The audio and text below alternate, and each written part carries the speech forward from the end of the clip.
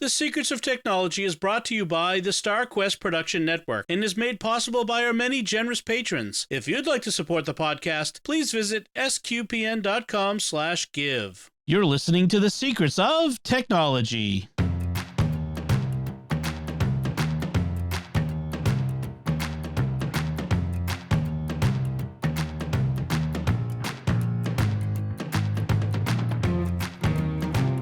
Hi, I'm Dom Bettinelli, and you're listening to The Secrets of Technology, where we discuss the technology news that's important to you from a uniquely Catholic point of view.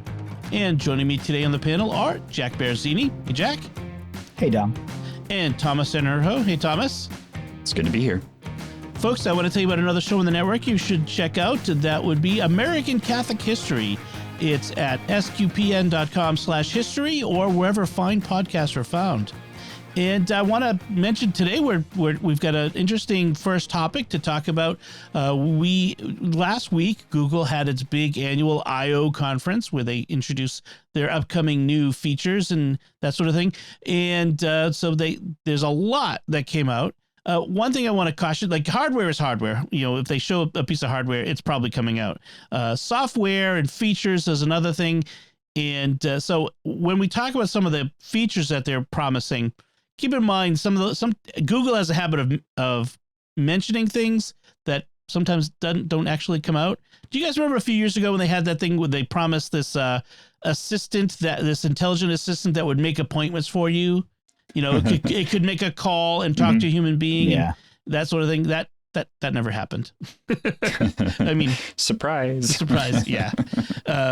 So you have to. It's interesting how the different tech companies have different personalities in a sense. Like when Apple announces something, like sometimes they'll announce something that never shows up, like the that Qi charger that could charge anything. It ended up being vaporware. But in general, they don't tend to do vaporware. Google likes to throw stuff out there. Look at this great thing we're working on. Isn't this awesome? It's coming someday. I kind of feel like Google's get that really hyper personality. So, yeah, it does feel like that sometimes. Yeah. So let's talk about the announcements that came out. Let's start from the top of of their list, because I want to kind of go to the hardware first and talk about they have Pixel Buds Pro, which are their wireless Bluetooth headphones. They look a little bit like Airpods, if you're familiar with those. They've added noise cancellation, which is nice. I tell you, my AirPods with noise cancellation are great. Mm-hmm. I like to use them to make phone calls. I mean, I put them in, and it's amazing how much noise is in the background of your life that you don't realize. I will say, as a person who's developing tinnitus, it's really nice. It does actually, it will even calm that down for me. Oh, nice. Wow. Yeah. So these are Pixel Buds Pro $199. One of the interesting features that they mentioned is that you'll be able to connect to two different audio sources at once. Which, let me tell you, that would be awesome. I would love that on my AirPods, because one of the things that drives me crazy is I have a phone and an iPad, and sometimes I want to be talking to someone on the phone, and then we'll switch to the iPad. I'm like, no. And then I'm scrambling, like, don't hang up, I'm here. You know, so yeah, gotta sever the connection on one end and then wait for it to to catch on the other. Yeah. Oh, it's so. But if it's just connects to two different things at once, then you don't have to worry about that. That would be nice. What do you guys think about the Pixel Buds, the earbud sort of product at $199? Do you think this is accessible? Is it something that you're interested in? What do you do for listening like that? I am. So when I had an Android phone, I actually had the original Pixel Buds, and I think they're $99. They didn't do the noise canceling or anything, but they were good headphones. I liked them a lot, especially if you have an Android phone or and especially a Pixel phone. They integrate the same way the AirPods do with the iPhone. They're comfortable. They have long battery life. They're actually more comfortable than the AirPods, in my opinion. But when I got an iPhone, I got some AirPods, and they work basically the same. So they're $50 cheaper than the AirPods Pro, and they're probably good headphones. That's good. That's good. Yeah, these are $50.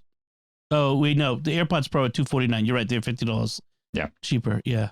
Yeah, they're undershooting the price point on it, and I think it's good. I mean, I think that we're getting to a point where headphones are an important part of the technology that we use, and it's one of those things where you can skimp on it, but you're gonna end up regretting that you do once you finally do, fork over the cash and get a good pair. Right. And something like this is going to last you a few years. It's not like you're going to be buying these every time you have to upgrade your phone or move to something different. This is going to be with you for a while, as long as you don't drop it in the water. Yeah.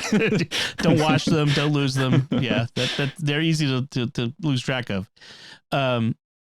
Speaking of audio, one of the funny things about the announcements is so they announced the Pixel 6a phone. So Google with their phones does a sort of TikTok sort of release where they have in the fall their flagship phone, and then around 6 months later they release the lower price phone that's for the average folk. And so this one, among other things, last year they had this long thing about we still have a headphone jack even though iPhone doesn't. Well, the 6a, the Pixel 6a no longer has a headphone jack. It's funny because I got the 5A for the explicit reason that it still had a headphone jack, and then I realized that for the entire time I had the phone, which is like 6 months before I decided to go back to iPhone, I had never once plugged anything into it. Yeah. It's one of those things you think you need. Like we do this a lot, I think, in life. Yeah. I really, this is a thing I need. I know I need it, but then you realize I never use it. There's lots of things like that in our homes, I think, at least in my home. Yeah. So. Where you just, this is the way we've always done it. And technology is moving so fast that you just really, you can't do that. You can't buy a phone specifically because there's an outdated piece of technology that you feel like you're still going to use. Right. I think back to the days when we were transitioning from serial ports to USB, and people were like, oh, I've got to make sure I have a computer that has at least one serial port in it. Right. And like, they never used it. You paid extra to have it. They never used it. That sort of thing. Totally. So the 6A is keeping the same price. So it's the same. I don't want to say low price because $500, $450 is still a chunk of change for a phone. And there are cheaper phones out there, but it's the cheaper Pixel, which is a brand name. So I mean, it's a good phone. It has the older camera from the 6 from last year, but the better chip, I think, is what they said. Right. So otherwise, about the same. Not there's nothing dramatically different, right? It's just their iterative, lower quality version, and it actually has the or lower priced version. It has the cameras from the 5A still, and those were really, really good cameras. So if you're worried about not having as good cameras because you're not getting the 6, the cameras on the 5A were still phenomenal. And a lot of that has to do with Google's algorithms, the way they process photos. I've heard, yeah. Yeah, specifically the Pixel phones, because the Android phones are such a crapshoot on the cameras. Yeah. But the way that Google integrates the camera with the phone is just superior. It really is. Right. It's very snappy. It's close to the iPhone, very close to what the iPhone can get. And in fact, some things are better on the Pixel than on the iPhone. Like they're really good at skin tones for African American people, like people with darker skin, natural melanin in it. So that's a nice thing. And I think that's how they do better at group shots. I saw something about that. Like it's better at taking group photos for some reason, but I can't find the specific information now. Night mode is also better in my experience. Mm-hmm. Yeah. Their light amplification is really good, and I think that's a lot of what you get with it is iPhone will take a lot of really good, high, well lit, well staged photos, whereas Google's going to give you a good photo pretty much no matter where you are. And it might not get up to that like studio quality in the studio, but it's going to give you a good photo pretty much anywhere. Right. But they're all so good now. It's hard to like, it's like, I cannot complain about any photo my phone takes. I was trying to take pictures of the lunar eclipse the other night. That was the only thing I couldn't get. Like, it's like Right. What am I gonna what am I gonna complain that my phone couldn't take a good picture of the moon? You know? Yeah. But hey, they're gonna get there eventually. Yeah. Someday, you know. No kidding. Not if Neil deGrasse Tyson has something to say about it. He was complaining about people being excited about the blood moon the other day. The other day. It was just funny. It was on Twitter. Well, I'll tell you, this is the first time that I've been seriously considering grabbing a Pixel, and I wasn't too excited about the 5s. The 6A is good. The 7 is awesome, and we're gonna get to that in a minute. But the 6A is really like one of the first ones that the price point's right. If I was in the market for a phone right now, I would definitely be jumping on it. So $449's a lot, but it's still, most people aren't going to pay that much for it because they're going to get it on their provider anyway. And I'm the only idiot that goes out and buys them unlocked. So, I'm actually looking at that price and saying, yeah, I would pay that much for one of these phones. So let's talk about the 7s, because 7 and 7 Pro coming out this fall. What's exciting about the 7s this year? What do they got going on that looks interesting? I'm super gigged about the Tensor chipset. This is it's so cool, like what they're doing with this technology, because they're actually integrating AI pieces into this chipset. It is essentially how it's working. And so it's going to be faster because it's kind of learning from everything that all of the chips are doing. And that's kind of the idea behind it. So this is really, it's totally nerdy, and it's not anything that anybody's going to like really see a direct benefit from, but the concept behind what they're doing with it is really cool. And I love that Google is the place that's going to do this. And that's, Dom, before the show, you were saying that there's not really much like flash bang from a Google presentation the way that you get like with an Apple.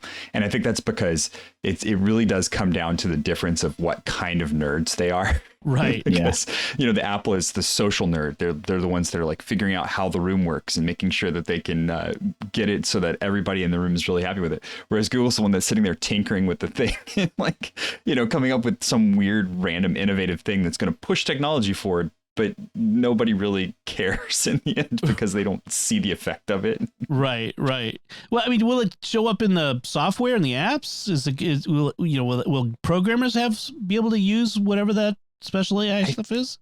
I think so. That's always a challenge with Google. Like, you can have really good ideas to do stuff with what they're making, but they aren't as open an environment as they would like to think that they are. So it's kind of a toss up. Yeah. Another difficulty, which I think has kind of hampered the Tensor chipset, which has also hampered the M1 chipset, in my opinion, is that the developers have to develop for the lowest common denominator for a lot of these things. So if you're writing an application for the Android platform, you're going to be targeting something like the Snapdragon chips, because those are in most phones, and Pixel is really not the market leader there. So it kind of limits the amount of people that are going to be looking into developing stuff specifically for the AI portion.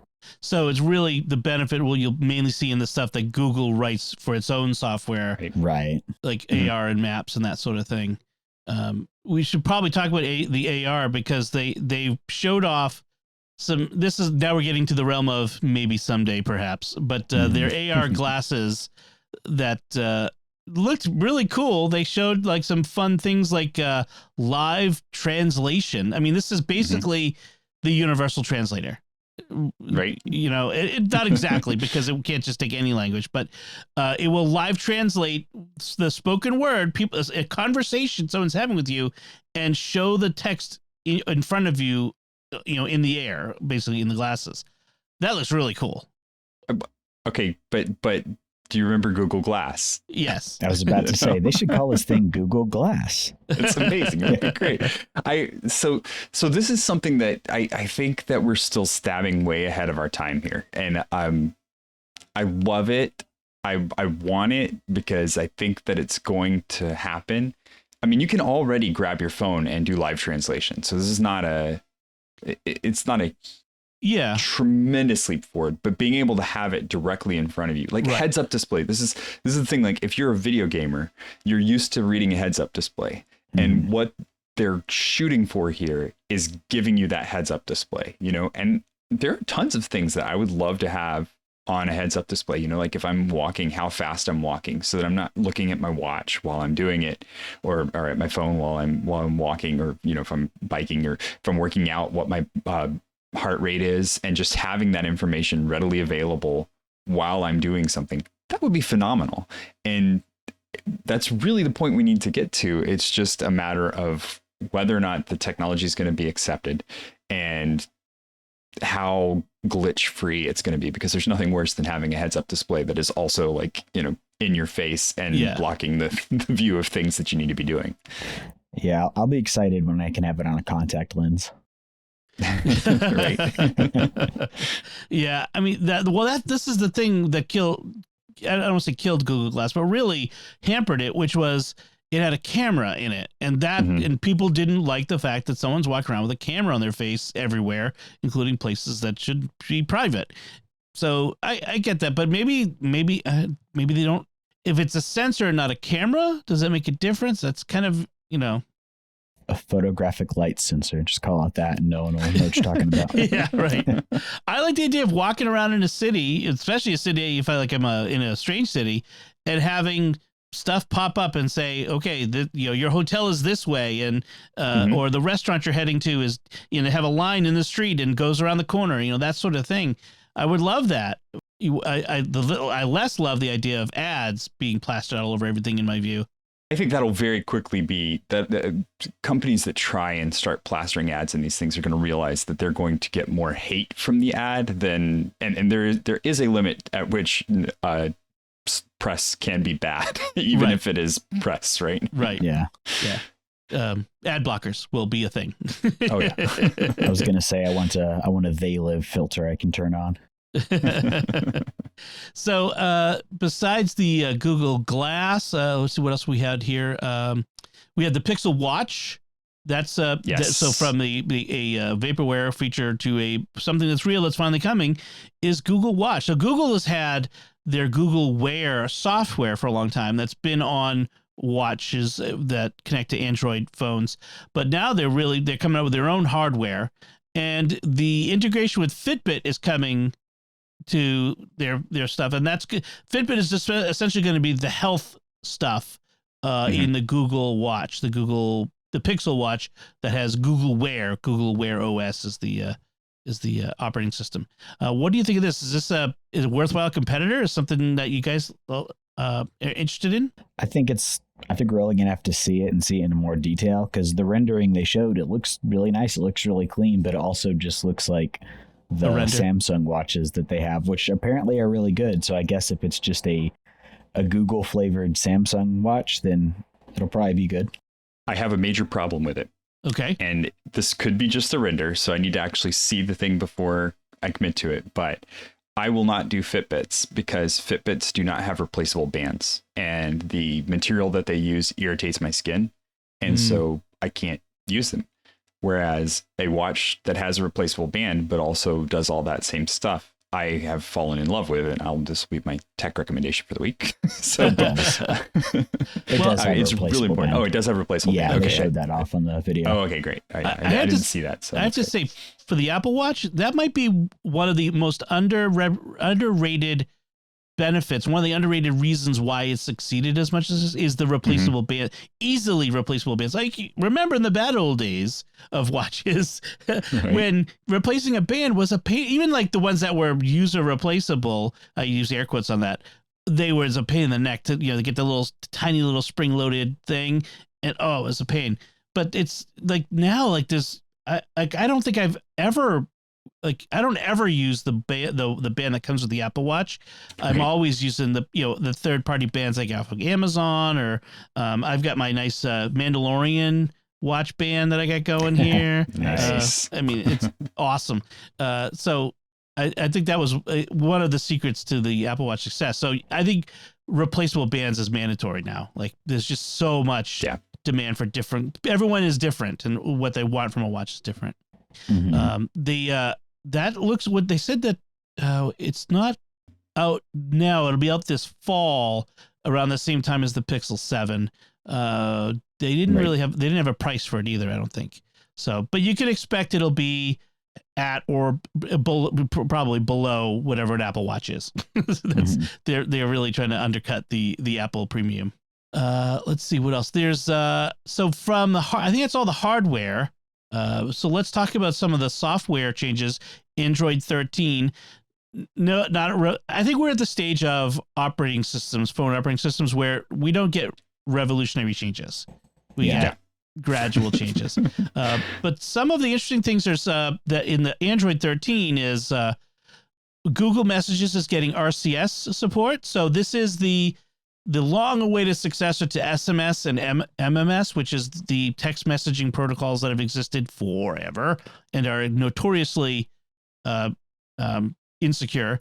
RCS is supposed to be much more secure, including end-to-end encryption for group chats, not just one-to-one chats like has been the case until now.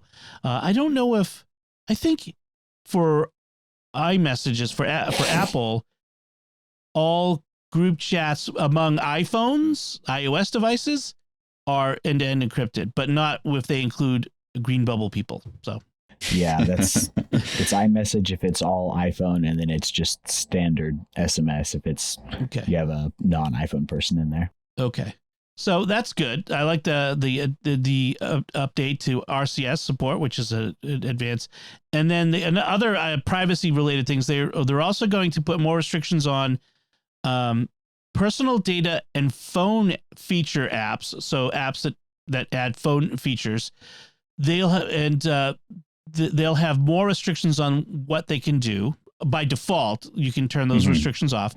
And then all apps will have to ask for permission to even send notifications in the first place, which I think is funny from an iPhone user. That's actually the standard. I'm like, oh, that would be weird to not have them.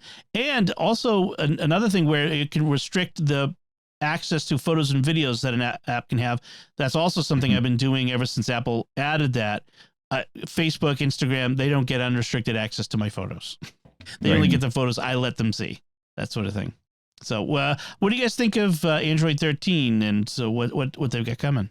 I think it looks like a nice iterative update on Android 12. The feature, I think Android 12 was really a big leap from Android 11, and then 13 is more just filling in those cracks and doing a lot of back-end behind the scenes work. The RCS will be really nice. I'm currently a Signal user because of that. So because of the end-to-end encryption on messages, but there are a lot of limitations with using Signal, and so RCS actually allows you to add a bunch of multimedia type stuff to it. So like right now, I can't send certain GIFs that I want to, reaction GIFs to people because they're too big, and so I'm always like searching for the smaller version of the reaction GIF that I want to be able to send. But so I think RCS will open that up. You can even it seems like you might even be able to send short videos over RCS and it still be end-to-end encrypted. So. Okay. They're also adding back Google Wallet. That's coming back, and it's going to go beyond just payments to things like passes and like the Apple. I'm sorry, I keep comparing to Apple, but Apple and Google are the two sides of the coin. They're going back and forth. But you'll be able to put like your vaccination card in there and your rewards program stuff. I tell you, that's a great thing to have if you're an Android user. Look forward to that because I use it all the time. I go into Walgreens. I scan my Walgreens rewards card from my phone. I go into the grocery store. I get the same thing, so it's really, really handy. And then the other thing is that Google Maps is getting an immersive view, which is going to be a benefit to Apple users too, because it's in the app, which is a sort of flying 3D AR. Like you can fly through certain cities, of course, not going to be every place, but in select cities you'll be able to get a flying overview of the city in 3D. So that looked interesting. That'll be really nice if you're in a foreign city and you're trying to figure out where you're going, and rather than just having a map, just watching your path progress. Like you're at the airport, you watch what it's going to look like all the way through. Right. And that'll give you those landmarks to follow as you're driving. Mm-hmm. I did miss one hardware announcement, which is Google's Pixel tablet. Oh yeah, that's probably because it's not much. It's not much to write home about. It looks a lot like an iPad 2 from a while ago. Yeah.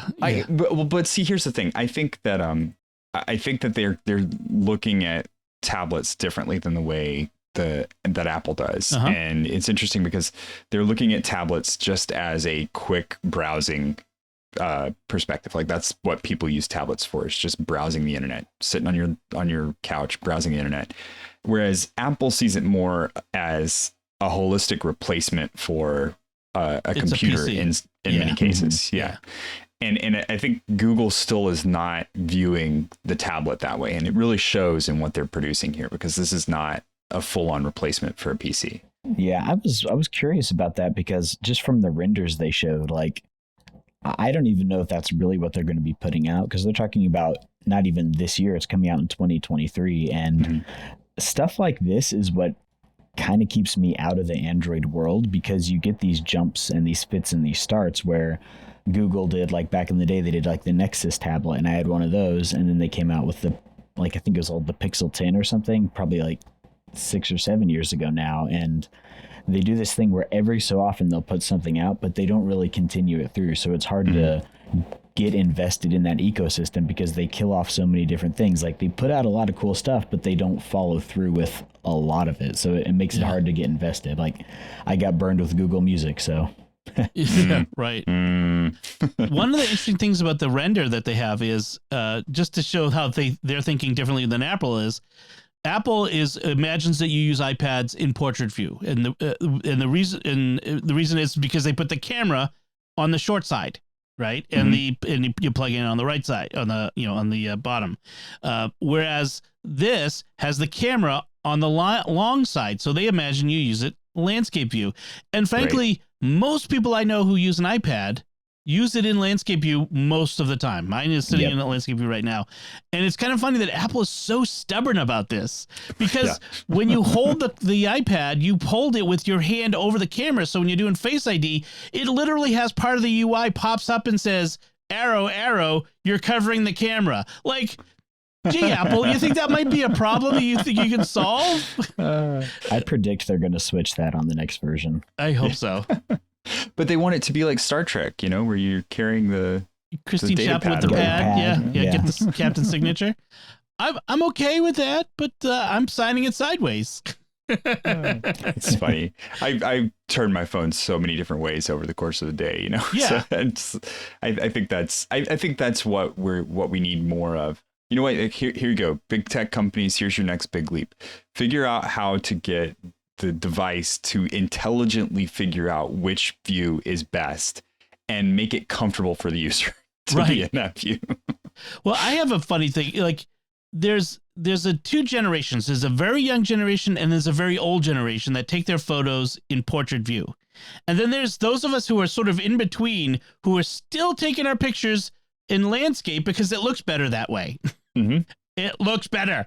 Take your videos and pictures in landscape view, but it's old people and young people doing the portrait view videos. There's an old comic where a guy wants to make it mandatory for all camera apps to like have a warning come up if you hold it in portrait mode and not let you take a picture until you flip it the right way. I agree with that. I'm all for that. I want to yell at people when I'm you can tell I'm getting old. I'm old man yelling at people, hold your camera right, you idiot. You can tell we're all in that generational segment that takes their pictures landscape. Yes, exactly. Oh man. All right. So I think that's all the big, at least the biggest announcements. I mean, there might be a few other things that they mentioned that we've skimmed, but we'll have links to everything in the show notes, and you can check those out.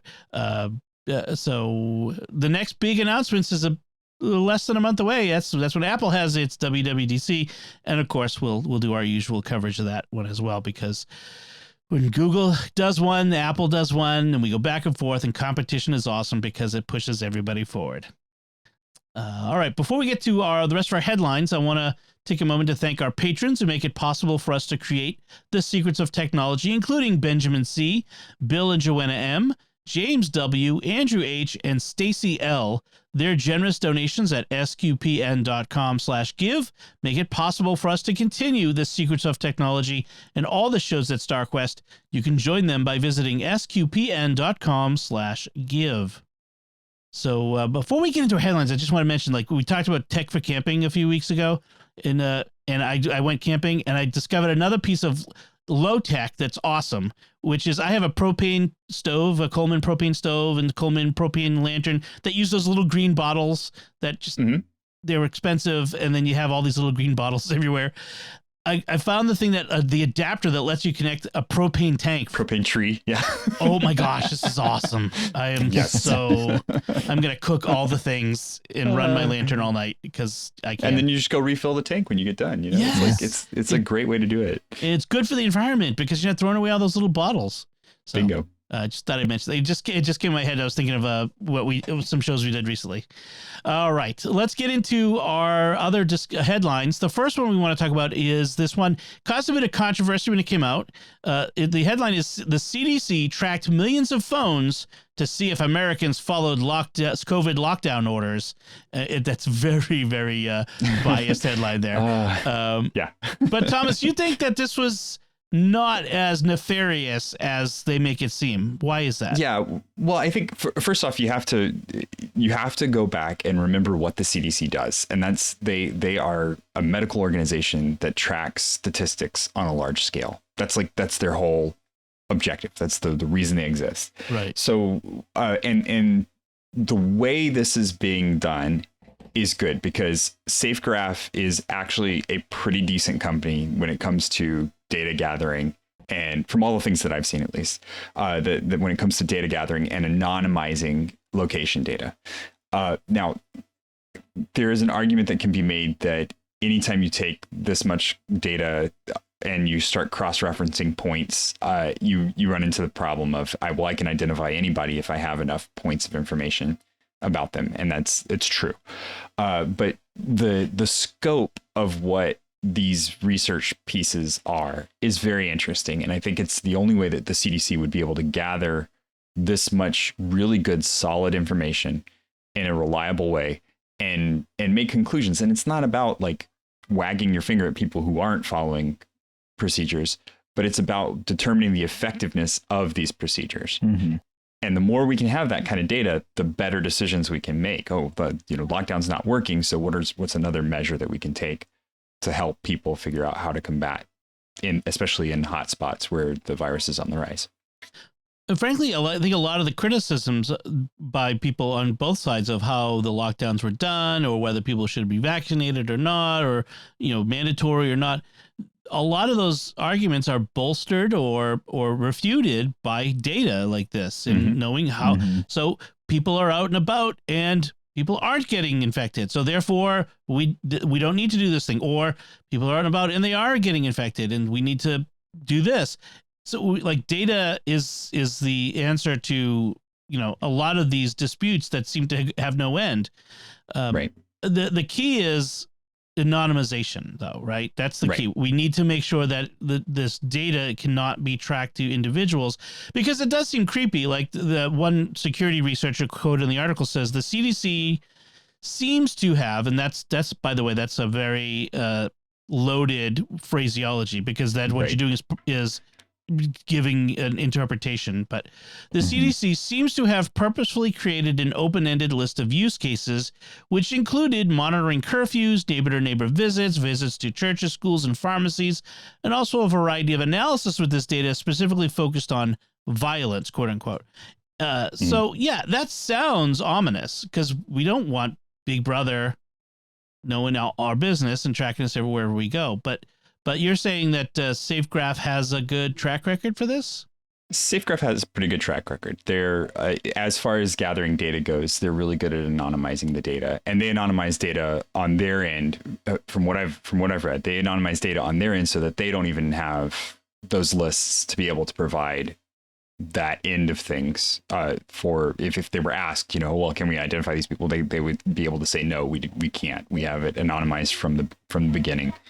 Now, is there a way? Yes, obviously there is a way, because if this data is being tracked, then it can be tracked to specific people. If all of the actors along the path, however, are doing the best that they can to maintain the anonymity of the user, it's good. I really do feel like I am a huge advocate of the personal privacy, don't track me, all of this kind of stuff. But on the turn of that, this is a use case where it's like, okay, there are plenty of times where that data is being sold to people nefariously so that they can just pop up ads for you. And what we're talking about here is that it's being collected reasonably, it's being passed along reasonably, and it's being used to make generalized statements about the populace. And all of those things are ideal uses of massive data collection process. Right. And a lot of this just has to do with the way a technological society functions. Like privacy and liberty are important, but also the only way you're ever going to be guaranteed to be completely safe is to never go out in public, because someone might be able to take your picture or might be able to track you. Like, those are risks you take, and there are steps you should take to mitigate that, and steps that governments and companies should take to mitigate those things. But I feel like people are just kind of have like a hair trigger now where they hear the word data collection or statistics and they automatically assume it's something nefarious when it's not always. Yeah. Fear mongering, especially with the governments. Yeah, fear mongering, outreach farming is the big problem. It's not necessarily data collection, but data collection, data use like this, it's like firearms. Like to use an analogy, it's a tool. It can be used for bad things. It can be used for good things. It's how the tool is used and regulated and kept safe that matters. And so, yeah, we need good privacy laws. We need good regulations to prevent the use of this data in ways that hurt, while not hampering the use of these tools to do good. So, I see what you're saying there on that. Interesting. So, speaking of privacy, our next headline, we had talked a few weeks ago about privacy problems with prayer apps. This headline, mental health apps have terrible privacy protections, report finds. I mean, you'd think an area where privacy is very important is where people are dealing with their mental health, which is one of the most private things possible. It's interesting. This whole space is interesting. This rise of all of these mental health apps, which somewhat coincides with the pandemic, which has impacted mental health negatively in many ways, but also impacted the ability of people to go see a mental health professional. So an app becomes a way for people to get help. But if the privacy isn't there, and especially if the companies behind these apps are using the data in ways that they shouldn't, that becomes problematic. What do you guys think of this one? Or selling the data, as is the case with some of these. I mean, it doesn't surprise me, to be honest, because it was not a field that's really regulated. It's one of those new things that's just emerging. And I think in principle, it's a good use of the technology to give people more access to services they might not be able to get to otherwise. But I'm not particularly surprised by it. That's something when I was looking for a psychologist and therapist, like I specifically did not use any of these apps because I knew that they weren't well regulated and they're kind of wide open. Right. Yeah, I was kind of surprised by some of them. Like, I recognize some of them. It's like Talkspace is one that I've heard advertised on a big podcast networks and talked about a lot. And they're providing user chat transcripts to third parties. Like, that they're maintaining them. I don't know how this is not a HIPAA issue. Like that. Yeah. That's amazing to me.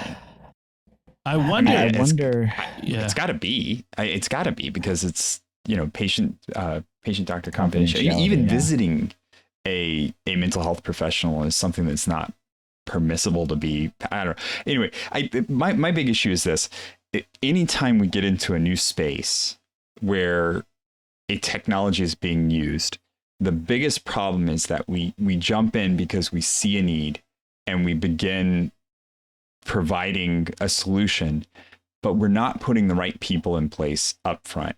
And that's the danger, is that we're getting to the point where we really need to start when we do these startups and we get these things, especially the startup people, they need to start by getting a cybersecurity expert on board. And that needs to be the first thing that they consider. But that's not going to happen unless we keep pushing back against these companies that are doing this kind of thing, enforcing them with some kind of measure of fines or just incredibly bad publicity. And it's hard in a situation like this because these are resources that people probably need. And so driving them into the ground because they're doing something wrong, it's difficult. But at the same time, if we don't start doing that, then people will see an opportunity. They'll step in, they'll do the startup thing, and they'll get the initial investment with the intent to sell, because that's what a lot of the startup entrepreneurs do. Yeah. And they aren't going to build it as a robust beginning, but they're going to grow the user base really quickly. So it's tough. It's a really difficult way to work around things. Right. And I would say, like, for anyone who's looking for a therapist and they might not necessarily be able to go talk to someone in person, a lot of practices are much more open to doing things over something like I think it's called Teledoc. It's a app that's specifically developed for remote visits that I think complies with all the HIPAA rules, or even something like using like FaceTime, because it is end-to-end encrypted. Right. There are ways to do this currently that you're not going to be using one of these kind of scammy apps that you just hear about on whatever podcast you're listening to. Like, that's not probably really the best way to be pursuing this anyways. I have family members who FaceTime therapists, and that's because it's the way to do it. And even like they're required to be in the same state. Like, if we were to travel to New Hampshire from Massachusetts, we wouldn't be able to do a telehealth visit with any of our doctors. Like, I think it's a Massachusetts regulation, but it's interesting. It's interesting. A couple of things I want to mention is one of the things, the problems that they said is that most apps had poor security practices that let users create accounts with weak passwords, even though they're collecting deeply personal data and lots of it. So in that case, I'm going to suggest, as I always do, you're responsible for a lot of your personal security. Make sure you're using a password manager and good passwords, especially for things like your bank accounts and health related stuff. So that's that part. Sometimes that's up to the app, though, where they have like those, they have the password field and it doesn't allow special characters and doesn't allow. It's like, I want to make my password. I have a really secure 13 to 18 letter long password that uses all sorts of random stuff. I'm going to remember it. Yeah. I've run into financial places like websites where it was like 8 letters and there were 3 different special characters that you could use. And it's like, that is not a secure, like, what kind of rinky-dink server are you running? Space for the long password. Come on. Right. You've just limited the password to something that now the hacker knows how to guess it. Right. Yeah. Exactly. So there's that. One other thing to be concerned with is what happens to your data in the long run, because you mentioned how, like, some of these people start these companies looking to sell them. Well, who gets, like, when they sell this company, what happens to all of this deeply personal data that they now have possession of? That's another reason why I'm not sure a therapy or mental health app is the best place, in that you should probably never put anything deeply personal that would be embarrassing or detrimental to get out into an app at all, even like a prayer app. Like, there have been in the past, we mentioned this in the previous episode, confession apps where you could mark off the sins you want to confess. Don't do that. Don't do that in an app, because I mean, maybe you could do it like in 1Password where it's super encrypted, like with RSA 128-bit encryption. You could maybe do it in there, but don't do it in an app. That's a bad idea. All right, so from that, let's move on to some truly apocalyptic and dystopian. No, these are awesome. This is actually kind of awesome. Things. So there's 2 stories that are related, and so we'll go with the first one, which is the headline is "Swarming Drones Autonomously Navigate a Dense Forest and Chase a Human."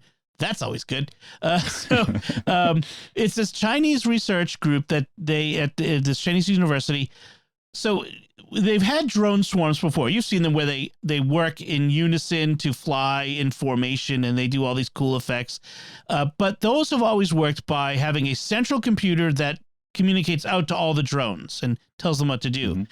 What's new here is that all the drones in this swarm are autonomous, so they're flying on their own, but relaying informational navigational data, sensor data about the area to one another, helping each other navigate. That's a big difference. I'm half joking, but it is kind of scary, like to think about like killbots being flown around like this. But it's an amazing demonstration of the technology. Yeah, but you're talking about super, not expensive. Not cheap, obviously, but right. Not expensive pieces of technology that once we get them in place, you could send this into a forest fire, could map what is going on with the forest fire. They can get much closer than a human can to the heat. They can determine where the hot spots are. They can map the path of the best possible cut so that we can, make a fire line. This is a technology that really can dramatically change the way that we work with the spaces that we're in. And it's not something we've had before, which is truly impressive. Remember that building that collapsed in Florida last year? Like the condo? Like if we'd had a swarm of drones that could get into tight spaces, they could have mapped the entire interior of that building and found every single person, that sort of thing. Instead of having to laboriously dig little by little in, people dying while they're being, unburied. So, yeah, I mean, I do grant, that there are use cases for this sort of tech, which would be kind of cool, which would be really useful. I just hope we can all get. I almost hope that we get to a point where everybody's so terrified of what we can do that we go, well, let's just not do that, and let's just all agree not to do that, and we'll use this technology for something that's actually decent. That would be nice. Appreciate your enthusiasm, Thomas. He's the optimist. Because I'm looking at some of this stuff and this was a really cool finding because I was just following Boston Dynamics this week, and they are talking a lot about how the robot dog maps the spaces that it's in, and it's a laborious procedure where you have to put a computer on the back of the thing or camera on the back of the thing, and it has to walk around and map the whole area. And once you get a map, it's fine. It can do all the stuff that it needs to do, but it's a procedure that it has to go through. Whereas with this, you just send a bunch of drones in. They've got a map. They're done. Right. And they do it without running into everything along the way. They stop when they see a tree. They relay to everybody else, hey, there's a tree here, and they all know the map of the area once they're done.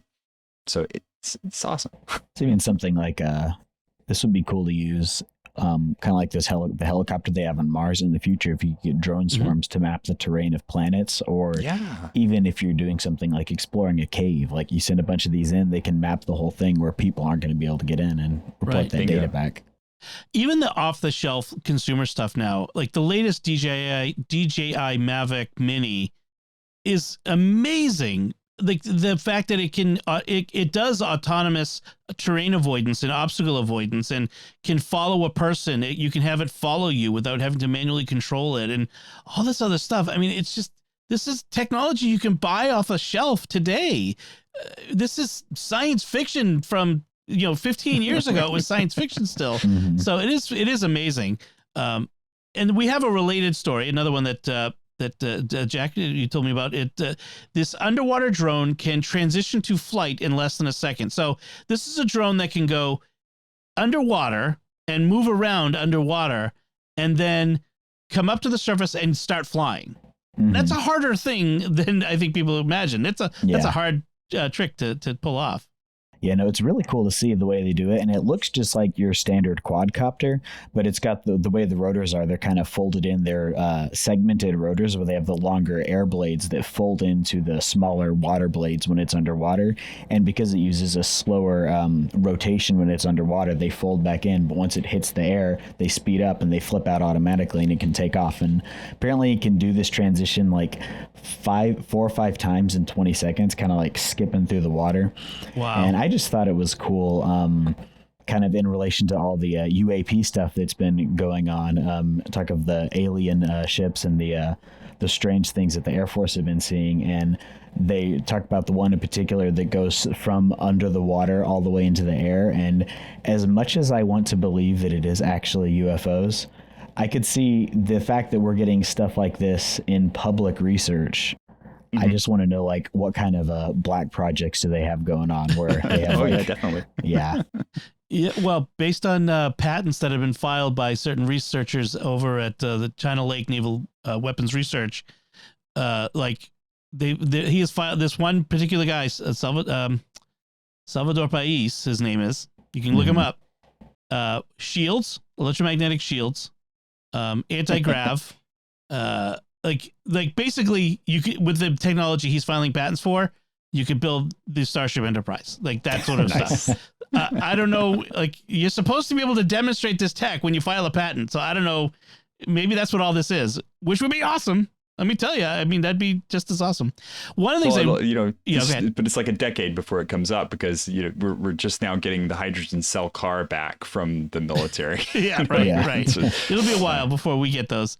The other bit of this, though, even more so than the flying above and below the water, this other bit of tech, it's got this sticky disc thing, which is it mimics a remora fish, where a remora has this part of its body, that the top of itself or the bottom, I think it is, where it attaches to other fish and rides along with them.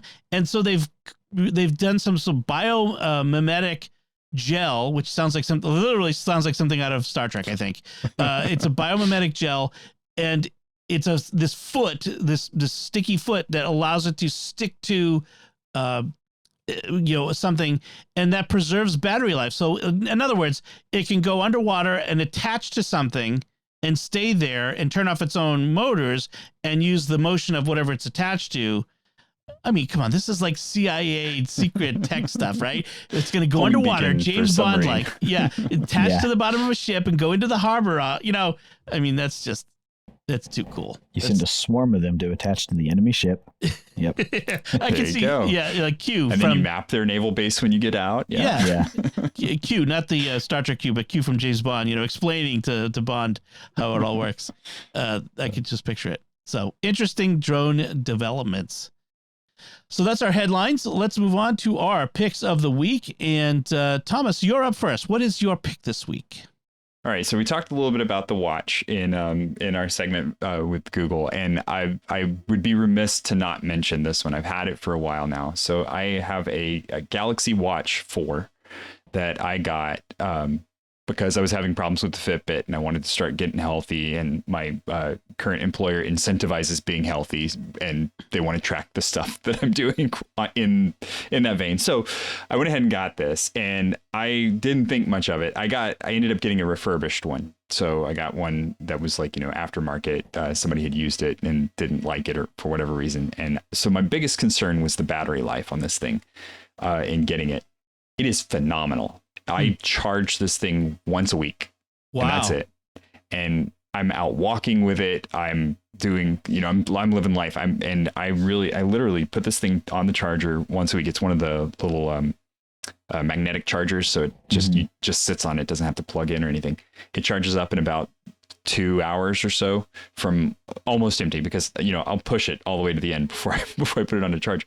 But it really does last. It has a bunch of great functions. It's got a bunch of great watch faces to it. I use it primarily just for the health functions of it, but it does allow you to to see your SMS as they come through, and different. I even have it so when you guys start talking on the Slack channel, all of those Slack notifications start popping up on my watch, which is nice, you know, because I can just look down and see, okay, well, that's who's talking right now, and I can see if it's something that I need to go back and address, or you know, that I can just ignore it and say, okay, well, I'll get to that later. But I love it, and I'm not a person who recommends very expensive tech normally on here. I'm not a person who is super attached to my tech. Right? but I will say that this is one area where I would say this is a splurge that was well worth it. I have gotten so much information out of this thing. It automatically detects my workouts. To the point where this was hilarious.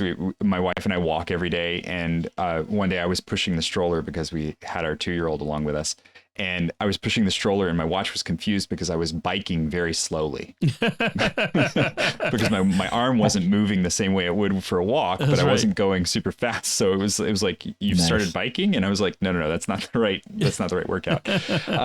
But yeah, it does all of this stuff really great. It reminds me, it does the teaser reminders where like every couple hours it says, hey, why don't you get up and stretch? And what it counts for a workout in that moment is always hilarious. You know, it's just like, I'll walk to the door and it's like, good job. It's like, okay, well, I guess I got out of my seat and I was doing more than I was. But I've gotten the close my rings by lifting a beer to my mouth. So that's there you go, man. That's awesome. That's living the dream. That's the way to do it. But yeah, I if I did not recommend this, I would be really, I would be remiss in being a technology person on this channel, because I love it. And honestly, the battery life has just blown me away. I cannot believe how long I can go without charging this thing. That's the most really impressive thing to me. Yeah. Cause I get a day out of my watch. That's it. Yeah. It's got to go. I put my Apple Watch every night. I have to charge it. Yeah. Yeah. That's amazing. Cool. So, Jack, what is your pick this week? Awesome. My pick is also a little bit of a splurge, and it's probably not as good for my health, but it's I'm going to recommend the Anbernic RG351MP. It is one of those Linux-based retro gaming handheld systems. I got it for, I think it's like $160 on Amazon. I really like it because you can load in, it uses a program called RetroArch, which I think I've recommended on the show before. You can load in all your old NES, SNES, Game Boy ROMs. It works on basically everything up to PlayStation 1. You can just load them on. You just put them on an SD card, load it in. It's Linux-based, so you can do a lot of different modifications with it. And it's just a fantastic little handheld gaming system. Like, I don't really like to play a lot of modern games. I mostly just want to play games I played when I was a kid. So it's absolutely perfect for that. So I really, really like it. Awesome. That's cool. Yeah. We've talked about like retro gaming in the past, but man, it's a lot of fun to see a lot of these new pieces of tech that let us, enjoy the old fun games, because they may have been, old technology, but the design of the games is the key, and those games are still fun to play. So yeah, definitely. Oh, yeah. Awesome. Excellent. So my pick this week is a tip, another tip, and this is a little delayed from when it first came to mind. But you know how you're always told, check your batteries on your smoke detectors every time we change the clocks, which is the only good reason to change with the clock change. It's not a good reason to change it, but the only good thing about the clock changes is that it reminds us to do things twice a year. And so, in addition to checking the batteries on your smoke detectors, go to your phone and look at the medical ID information, the emergency medical ID information on your phone, your kids' phones, your spouse's phone, and make sure the information is still up to date. Current medical conditions, current medications, all that sort of stuff. Make sure that it's up to date, because in an emergency, if you or someone you love is laying on the ground and EMS comes by and wants to find out what medicine you're taking, what medical conditions you have, and what you're allergic to, you want that to be right in your phone. So that's just my tip for the week. So to take that for what you will. That's a good one. Yeah, definitely. Put a reminder in your phone to remind you twice a year to check it. All right. So that should do it from us. We would love to hear what you think of our discussion. If you have any tips for us or any possible picks of the week that you'd like to suggest, or headlines or anything like that, you can comment on the show at sqpn.com/technology, or the SQPN Facebook page, facebook.com/StarQuestMedia. You can send an email to technology@sqpn.com, or definitely do this. Visit this StarQuest Discord community at sqpn.com/Discord. We're having a lot of fun, a lot of great conversations there. Come and find out about the secrets of My Little Pony. That is definitely not going to happen. There's lots of I don't know, inside. Dom. You stepped in it. I know. I opened that door and it's pushing its way through. But come and find out what that all means. You'll find that at sqpn.com/Discord. You'll find links from our discussion and our picks of the week on our show notes at sqpn.com. Remember to like the Secrets of Technology each episode, where you find it on Facebook, retweet it on Twitter. Help us out by getting the word out. We'd like to thank James for his research assistance in this episode. And until next time, Thomas Sanjurjo, thank you for joining me and sharing the Secrets of Technology. It's been great. And Jack Baruzzini, thank you as well. Thanks, Tom. And once again, I'm Dom Bettinelli. Thank you for listening to the Secrets of Technology on StarQuest.